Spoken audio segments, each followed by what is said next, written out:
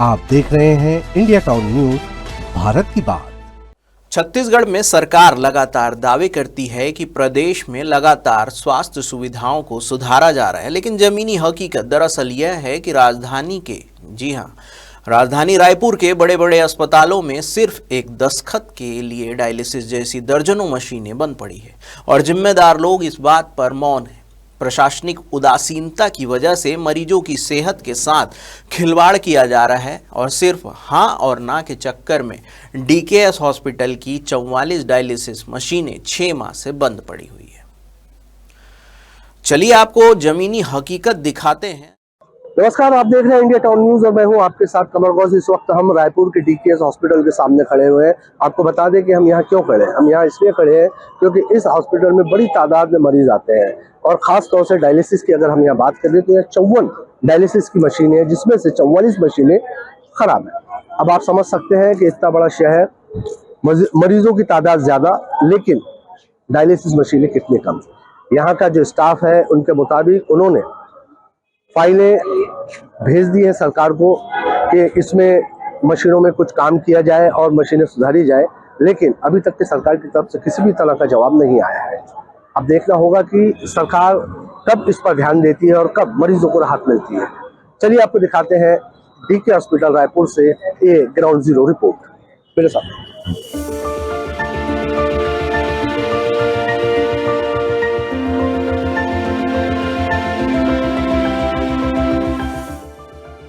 पिछले दिनों स्वास्थ्य मंत्री श्याम विहारी जायसवाल की अध्यक्षता में मेडिकल कॉलेज के साथ ही डीकेएस स्वशासी समिति की बैठक हुई थी।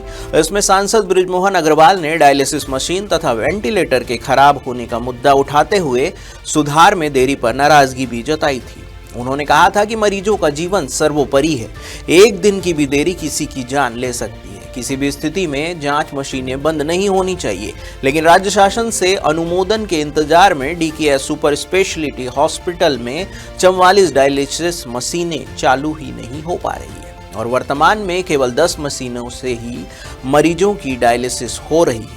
प्रशासनिक उदासीनता का अंदाजा इसी से लगाया जा सकता है कि अनुमोदन की फाइल 2 जुलाई 2025 से विभाग में अटकी हुई है, परंतु मरीजों की सेहत की चिंता किसी को भी नहीं।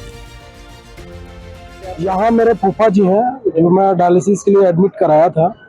वैसे तो हो रहा है इलाज, लेकिन बहुत स्लो से हो रहा है और मैं परसों से आया हूँ, रात में रुका था, अभी एडमिट भी है फूफा जी, तो थोड़ा सा लेट से हो रहा है। क्या वजह है आपको? वजह ये है कि उनका दोनों किडनी खराब है और डायलिसिस कराना पड़ रहा है। नहीं, डायलिसिस होने में लेट क्यों हो रहा है? लेट इसलिए हो रहा है क्योंकि मशीन नहीं है, इसके वजह से थोड़ा सा स्लो हो रहा है।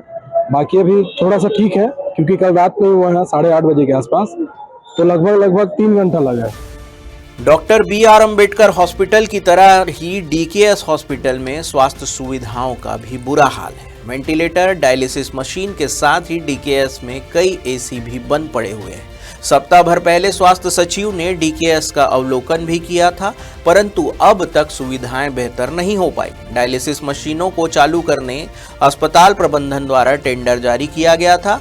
टेंडर के बाद पहले क्रम पर आई एजेंसी को मशीनों की जिम्मेदारी सौंपने, अनुमोदन देने विभाग को 2 जुलाई 2025 को प्रस्ताव भेजा जा चुका है, लेकिन अब तक अनुमोदन नहीं हो पाया है।